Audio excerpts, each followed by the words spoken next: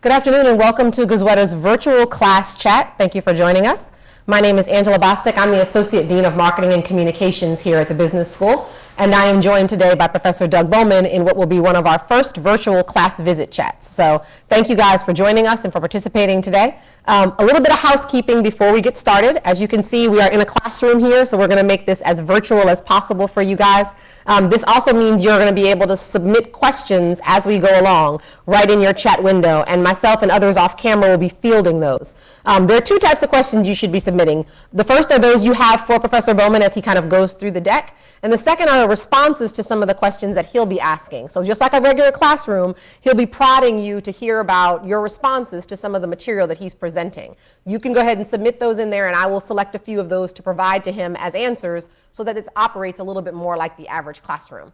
If your question doesn't get asked here on air, there likely will be a response given to you by somebody, either myself or somebody else off camera, so you'll be good and set.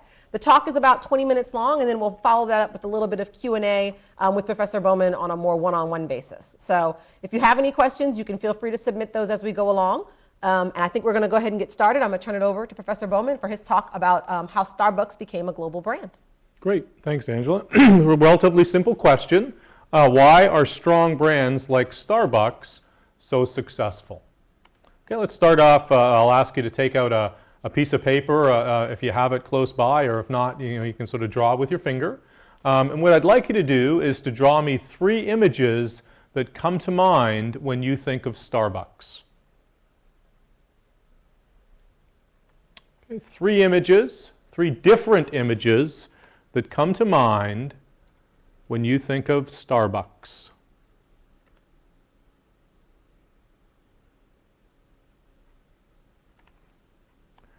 And as Angela said, we'd like you to submit some of your responses. So I realize you can't obviously submit your drawings, but but the idea of sort of type or describe what you've written. So let's see if we can get sort of image number 1. Image number 1, Angela, for most people is actually coffee. Coffee. So, something, but usually a cup might be the logo, might be sort of coffee itself. Very product related. Let's think about image number 2. So if I ask you to draw a different image, something that's not product related, would be that second image that that comes to mind. So take a minute or so, or I guess not quite a minute. Okay, take a few seconds. Yep, I have a couple answers for you. Yeah, great. They mentioned things like the architecture and the store setup. Yeah, absolutely. Sort of the store layout or the physical layout of the store is usually the second image that comes to mind for most people. And then if I push you hard and said you really need a third image, it's usually something about the service. It might be a typical Starbucks employee or whatever the case may be. And then when we think about Starbucks value proposition then, it's really those 3 pillars. Pillar number 1 is sort of premium product, premium coffee. Pillar number 2 is the retail store environment. And pillar number 3 is their service philosophy. And let's together kind of go through each one of those pillars and think exactly what does Starbucks do to deliver the value in their brand through each of these broad pillars. And I'll do the first one. And so the first one, that idea of sort of a premium product, well, Starbucks puts a tremendous amount of effort into sourcing the right product. It's a high quality product. They're selling a lot of products, so a lot of it is blended because they're bringing a product in from multiple locations. It's a fair trade product. That's a very important thing to Starbucks. Put a lot of effort in logistics to make sure that the products that you're purchasing at Starbucks are absolutely the highest quality. And that's really at the core of what Starbucks is delivering. Hanging off that core then is, as you mentioned, sort of the store environment. So let's think together. Let's think together about some of the things that they do to deliver the brand through the store environment. So why don't you take a second or two to sort of chime in there.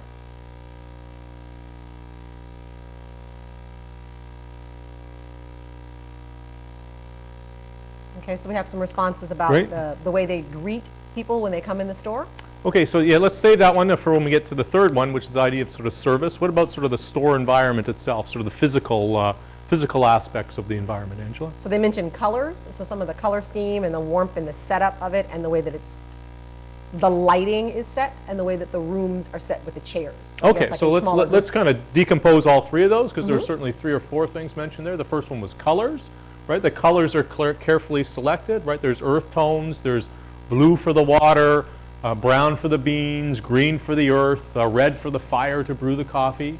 Angela talked a little bit about sort of the lighting, right? It's not so bright that you feel like you're in McDonald's, yet it's bright enough that you can get some work done if you need to be in there. And then the third thing we mentioned was this idea of sort of the seating, or there's zone seating, right? So there's sort of 3 zones in the store, right? Zone 1 is the sort of comfortable couches and very inviting kind of a seating arrangements. Zone 2 are those small little tables, right? So if I'm in there with someone, it kind of forces us to be sort of close enough together that we can engage in a conversation. Yet if I'm there by myself, they're large enough I can throw a laptop up and get some work done.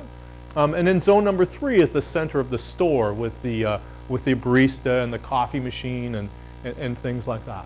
So let's think about what are some other aspects of the physical environment of the store. So that the store, they talked about the queue, so like the line for folks waiting in there. Yeah, absolutely. We've got the line. Absolutely queued up and set so that it's more inviting. Yeah, absolutely more inviting. What about some of the sounds? What are the sounds that you... The sound of the machine, the actual grinding machine? Absolutely. You know, so there's the ka-clang to the cups. There's people talking. There's that machine in the center that's kind of giving off a lot of a sort of froth and steam and things like that. I can guarantee you that Starbucks can purchase cups that don't clang together, and I can guarantee you that Starbucks can find a machine that really is ultra quiet and really doesn't give off a lot of that steam. But in some ways that's engineered to kind of give you this sort of feel for it's something that you really can't do easily at home. Absolutely. And then they talked a lot about the smells that are in there as well? Yep, absolutely, the smells, the coffee aroma. You think about other product-related things in the store. We're selling sort of the city mugs, for example. I think I read somewhere that for a lot of world travelers, it used to be you collect Hard Rock Cafe T-shirts. Now they collect Starbucks mugs. There's the other sounds, things like the music, right? Music, it's softer music, jazz music. Again, the security, there's security tags on the music system to make sure that they're playing sort of the music that Starbucks wants you to hear. Yep. Let's go to the next one, which is sort of service philosophy. So tell me, again, it's to the audience, tell me a little bit about Starbucks service philosophy. What are some things they do to deliver the brand through their service philosophy?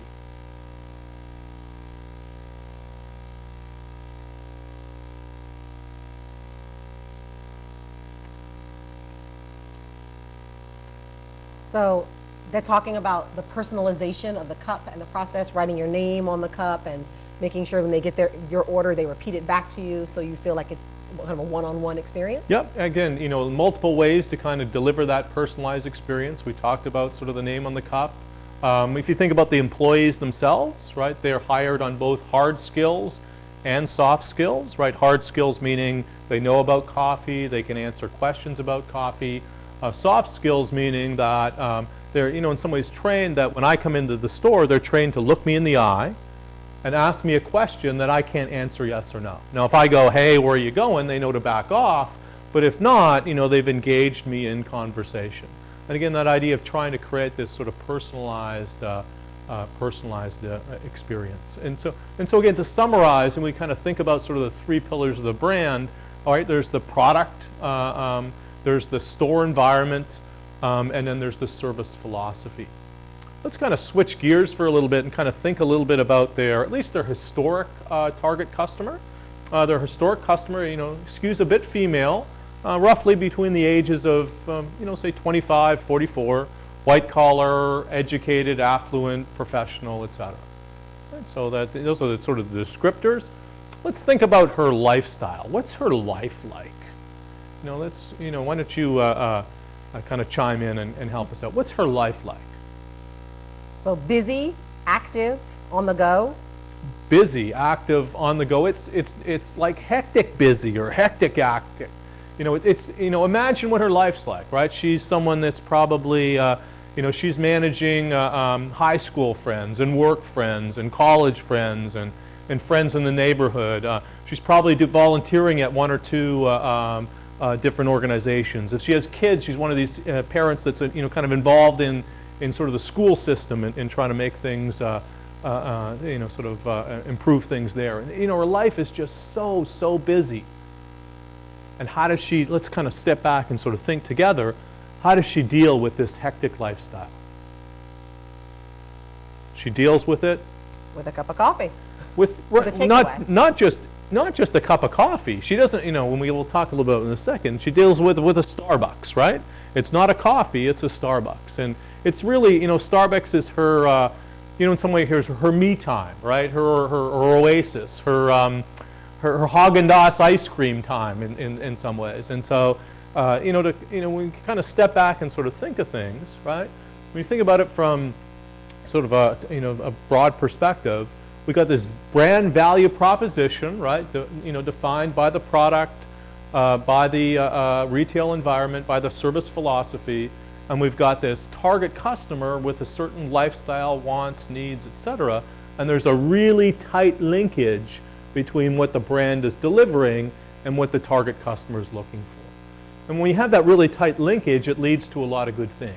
It leads to a lot of good behaviors, and it leads to a lot of good perceptions. Let's think about some of the behaviors, right? You know, if you want to meet her, where do you meet her? You meet her at, not just Starbucks, you're going to meet her at, you know, sort of my Starbucks.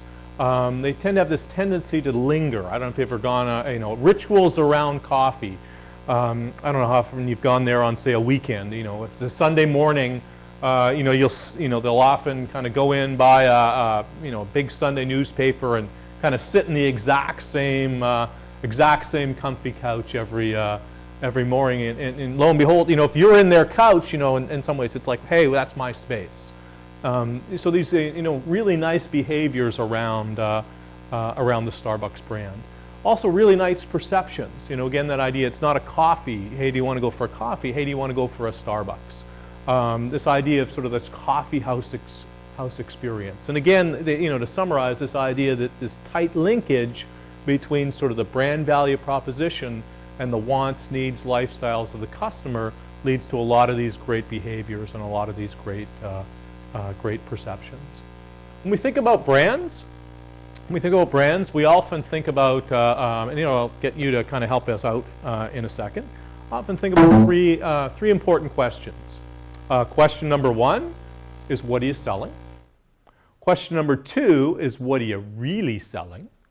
And question number three is, what are you really selling? And so let's kind of together kind of go through these questions for the Starbucks brands. And so let's start with question number one. What are you selling?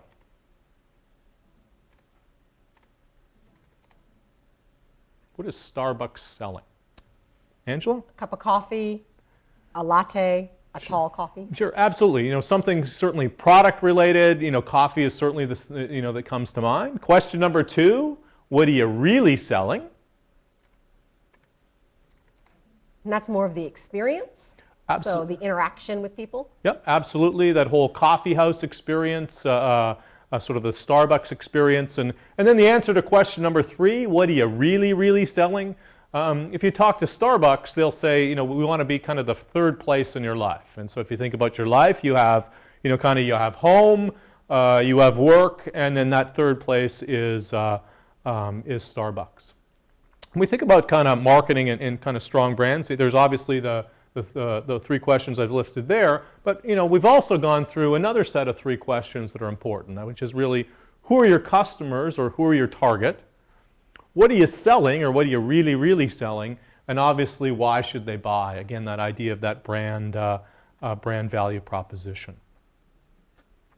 With Starbucks, if you kind of look back over their recent history, there was, in some ways, two major points of inflection for them. Inflection point number one happened in the early to mid 2000s when they changed their growth model.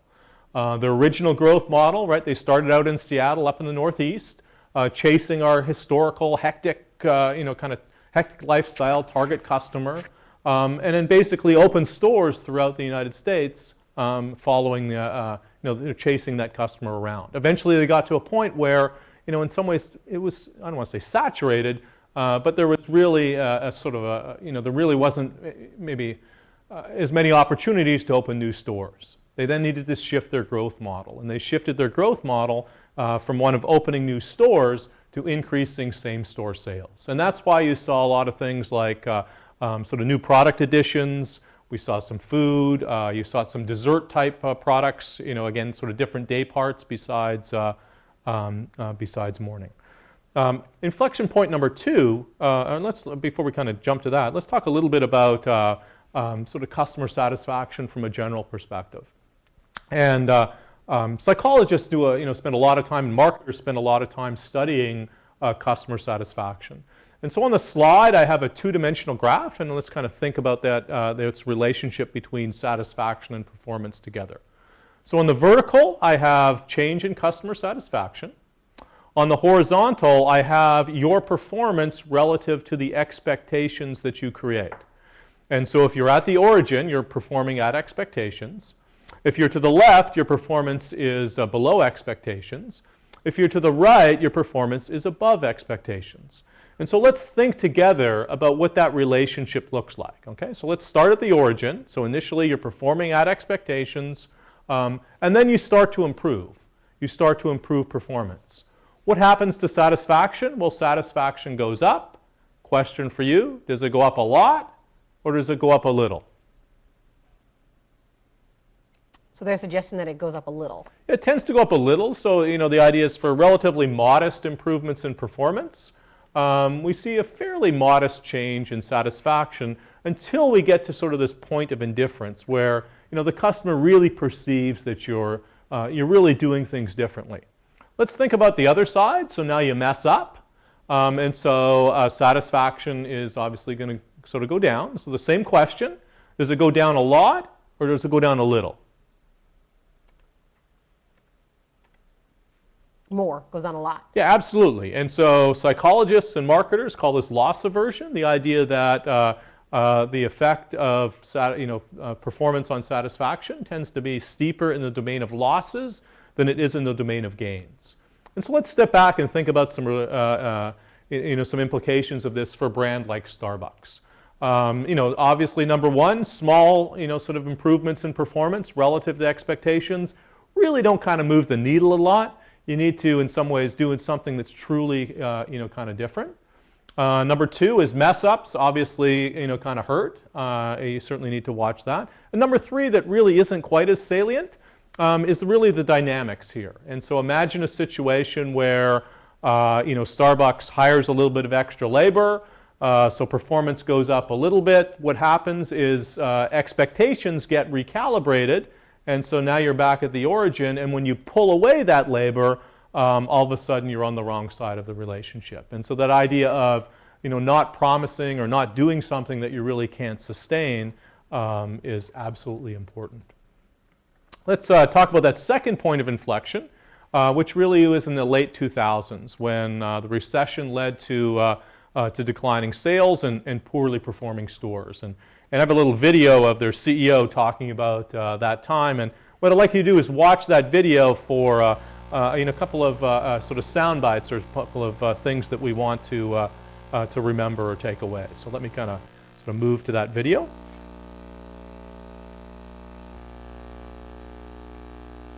I returned as CEO in January of 2008. And when I came back, we had not yet seen the epicenter of the financial crisis. It was a few months later. One of the first things that we did when I came back is that we created a conference for 10,000 Starbucks store managers. Oh, I know about this. And at that conference, it was a galvanizing moment where I asked everyone, first and foremost, to understand that Howard Schultz can't do this alone, that we have to renew our level of personal responsibility and accountability, and everyone needed to understand that in order to resurrect the company, that everyone needed to take this personally. 10,000 people came out of that conference so highly motivated with a renewed level of purpose, conviction, and common understanding about what it was going to take. That was the moment. When you come in here, Howard, what is the first thing What do you look at? I think I want to have a sense of how our customers are enjoying the space. So you look at the people first? I look at the people, and I want to go, I want to find someone at Starbucks, one of our people doing something right, and I want to acknowledge it as soon as I can. I never want to walk into a store and reprimand or find anything wrong. I'm always trying to create a positive experience for our customers and our people. I expected you to say that you were going to look at the coffee first, or this was out of order, No. the smell, but for you, you didn't even mention the coffee. No, because I think at the essence of Starbucks, it is about the humanity of the experience. It's, coffee brings people together, but I want to watch people and the social aspect of what Starbucks does. Did Starbucks lose its way at all? I think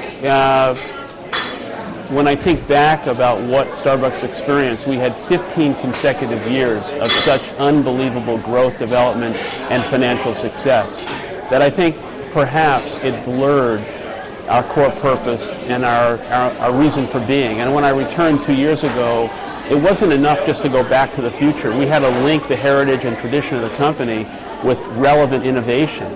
But I think most importantly, we had to put the customer in every single meeting that we were in, talking about how do we put our feet in the shoes of our customers during this very tough economic environment, and at the same time make decisions that were tough without in any way diluting the integrity and the culture of the company.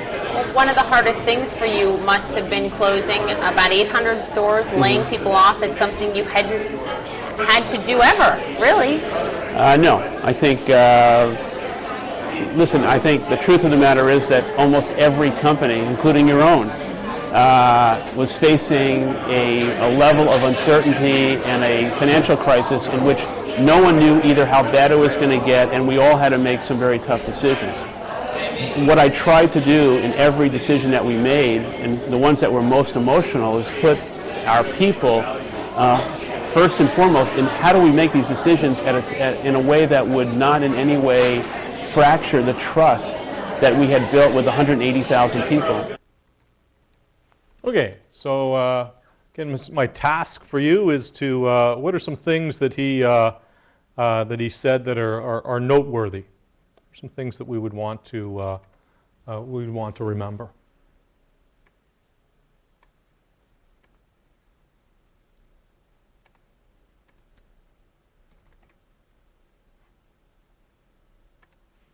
Angela, do we have? Yep, so we have one that it's not about the coffee, it's a human experience. Absolutely, yeah.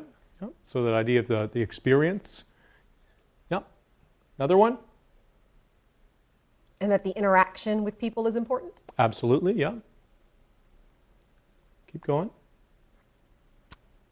And then this is a different one. It's on the employees and the importance of the employees creating a positive environment. Absolutely. Did you notice one of the first things he did was go into the store, and I don't want to find something that's wrong. I want to find an employee that's doing something right, and in some way encourage that behavior. Absolutely. Yep. Service businesses, right? Employees, frontline employees, absolutely crucial. Yep, and the dedication to that experience as being the most important part of the process. And the other one that often comes up too is this idea, the soundbite of let's get the customer in every single meeting that we have in the organization. And so you certainly covered the ones that most people tend to observe. Let's kind of move on a little bit and talk a little bit about satisfaction and sort of the importance of kind of top box or this nonlinear relationship. And so in the bottom or the left part of this slide here, I have a graph between loyalty and satisfaction. And what you'll notice is a nonlinear relationship. And that's why, so really we start to see a relationship between satisfaction and loyalty only at very high levels of satisfaction. And that's why you'll find that most companies will report sort of two metrics with satisfaction. One is the average satisfaction score, and the second is the percent top box or percent top two boxes.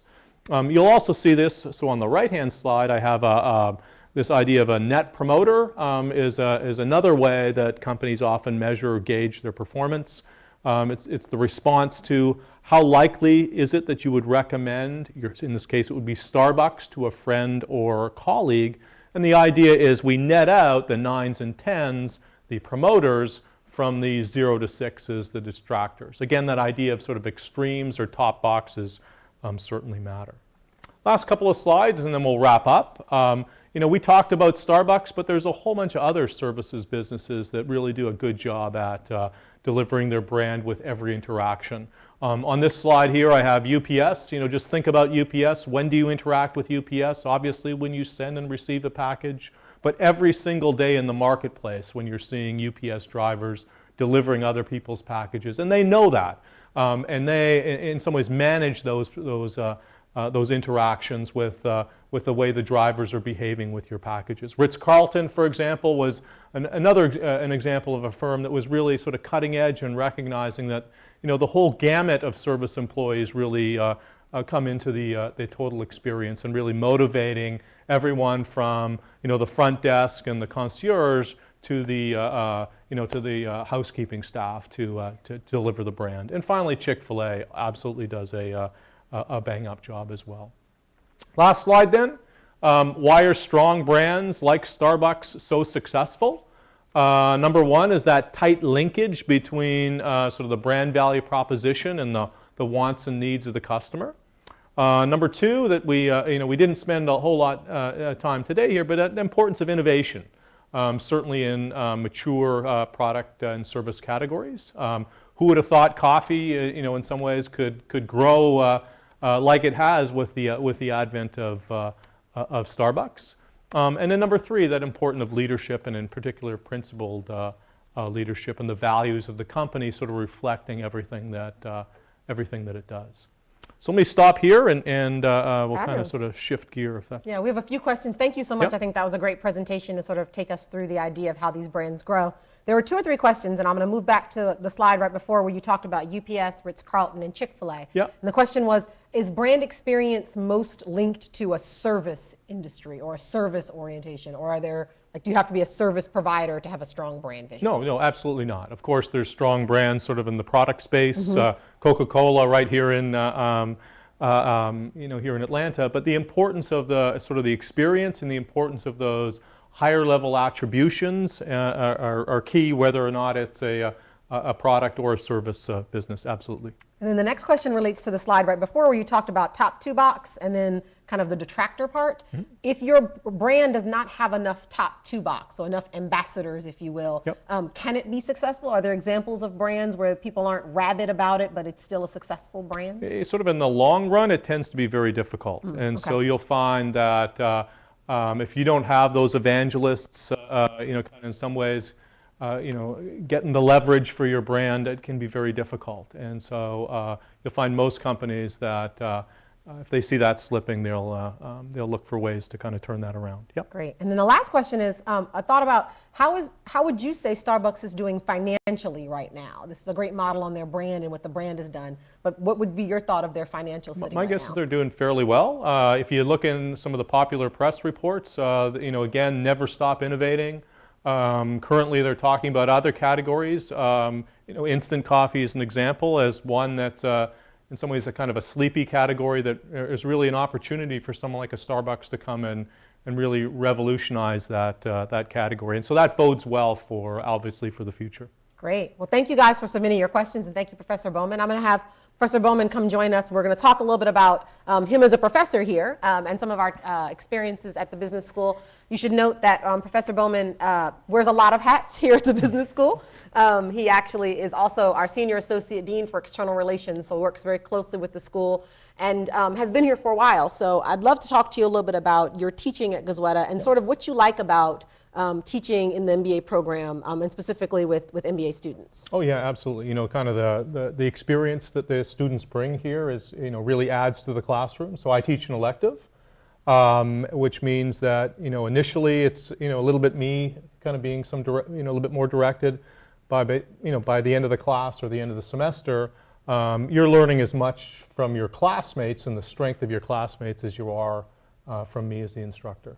So I have up on the slide a little bit of bio data about Professor Bowman, but talk a little bit about the syndicated data analysis, because I know that data and big data and the ideas of that have moved in a lot to the idea of traditional marketing and the movement towards a more analytical focus, and that's a big focus here at Goizueta. Talk a little bit about that. Yeah, so let me define what syndicated means. So it's the idea of sort of a third party collecting data, typically for an industry, and selling it back to manufacturers. And this was really a student-driven need. So a number of years ago, students were coming back from their internship saying, hey, can we do a little bit more? We're covering it here in some of our classes, but can we have something that's totally focused on working with syndicated data? Okay. And so that's a module that we offer in spring of each semester. It really is a chance to kind of get you or your hands dirty here at Goizueta, working with data, doing some of the analyses that you would typically do on an internship or on the first couple of years on the job. Great. And I think that it's a really important thing to note that not just Professor Bowman, but all of our professors really do a good job to kind of interact with the students when they come back from internships or when they're on the job, if they're our part-time students, to find out what are you tackling in the workforce that you want to be able to tackle more of when you're in the classroom, and that integration process is kind of iterative. Absolutely. And so I'll get a lot of questions with students that are on their summer internship. They have a problem, just bounce some ideas off me or some of the other faculty members. When students come back in the fall after their internship, we're pretty aggressive at sort of chasing them down and trying to understand the projects that they were working on and maybe the ones that they chose not to work on as well. The idea of sort of continuous improvement. Yeah, and I think one thing to note also, and you have your teaching awards and such on here, is that there's a great balance of the teaching and the ability to present a strong class, but also the research. So talk about how you take your research and weave that into the classroom so the students get to sort of get your expertise more succinctly. Yep, and so research in academia, scholarly research, tends to be looking for sort of generalizable findings, and you're often then sort of bringing it down to a particular industry or brand or things like that. So there's a lot of synergies between kind of the knowledge creation that we're doing here at Goizueta, not just myself, but kind of all the faculty, and then looking for opportunities to infuse that into the curriculum, because in many ways it's not only about sort of current practices, it's about next practices.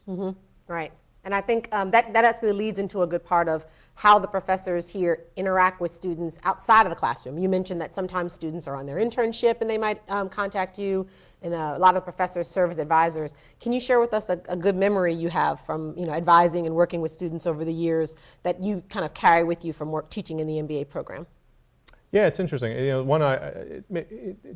maybe we get a lot, not a lot, or some career changers. And I remember there was a student a number of years ago had worked in the garment industry up in New York, and it was in some ways thinking, hey, can I make that shift to technology and technology marketing? And we thought a little bit, well, what are some things that you learned or experiences that you had in the garment industry that are in some ways generalizable? Let's take it to a higher level. Both those industries, garment and technology, fast, pace of change, a lot of innovation, very short product life cycles, and just look for ways to combine that past work experience with some of the learnings here in the classroom. And she's had a great career in technology marketing since then. Fabulous, that's awesome. So I want to encourage you to ask any questions you have in here for Professor Bowman. I just got a great one to ask, and it's the idea of what's the future of marketing? What do you see as the next frontier of marketing, and how are you incorporating that? Yeah, it's really in some ways making that, we're obviously the field of marketing has really changed a lot in the last 3 to 4 years to become much more data driven. But really the ability to use data becoming more mainstream as opposed to have, sort of relying more heavily on specialists. As MBA graduates become more comfortable working with data, as the interfaces with data become a lot more user-friendly, it's really going to, in some ways, accelerate the revolution in the marketing space. Oh, awesome. So I have a student who's interested in finance but wants to know what kind of marketing expertise or marketing insights they should get, even though they're looking to go into the finance area. Well, absolutely. You're still, at the end of the day, need to sort of drive top line, whether you're on the marketing side or the finance side. If you're in corporate finance, you're going to be working obviously for a large corporation, interfacing with the marketing people and the brand people, and helping provide some financial rigor and financial support for products and services that your companies are offering in the marketplace. If you're interested in investments, you need to be able to analyze firms. What's is it a strong brand? That was a question we got earlier. What's the viability of their future sort of revenue and profit streams from a marketing perspective? If you're working for a financial services firm, you have to get clients. And as you sort of progress through your career, business development can often be an important part of your duties. Great. We have one more question that's related to students, kind of their marketing consulting careers. So the idea of, if you want to get into marketing consulting, how is that different from traditional marketing? Is that growing? Do you consider that an area that business students should start to look into more? Oh, absolutely. And so if you think about sort of the consulting, what are the big jobs the consultants are working on these days? Well, a lot of the, process improvements, cost rationalization, a lot of that has happened. If you look at the opportunities, a lot of the big jobs tend to be sort of top line related. How can we find additional market opportunities? How can we grow top line? How can we better serve our customers? And so, the importance of bringing a marketing perspective and a marketing skill set to these marketing related problems that the consultants are working on is a real opportunity for our graduates. There have been two questions that came in, and I'm sort of going to combine them because I want you to talk a little bit about the project work that's done here in relation to marketing, but also the other areas. So in the projects that are done both in directed studies or in some of the courses, how would you describe the type of project work that students get to work on when they're here, and how does that differ from possibly other programs? Yeah, so we've been doing in experiential learning, so project-based classes. We've been doing that for 20, 21 years, which I think is a lot longer than most programs. So we ask in the 2-year program each of the students to take a project-based class in the spring semester of their first year, really to help you prepare for that internship. They tend to be these big, meaty, ambiguous projects. There's a lot of sort of commitment from sponsors in terms of resource dollars to help you do some market research, in terms of access to managers to help you frame the problems and do report outs and help them think about implementation. Like any project, they tend to be, there are things like, should we introduce this new product? Assess this market opportunity. Things like that have sort of a specific deliverable that then the company can act upon.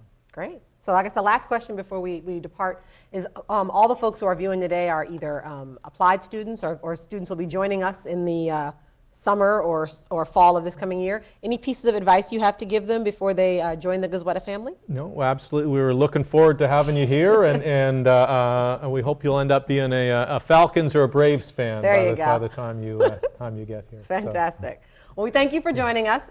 This is going to conclude our virtual chat. If you've seen the invitation, there are 2 other chats, one on the 25th of February that's going to focus on strategy, and then one the 10th of March that's going to focus a little bit more on finance in the more general space. So feel free to join those in the future. They don't need to be in your area of expertise or even in your area of study interest. It just gives you a good chance to interact with virtually our faculty and find out more about the program. We hope to see you here in May or in the fall, and we hope you enjoy the rest of your day and the rest of your week. Thanks for joining us.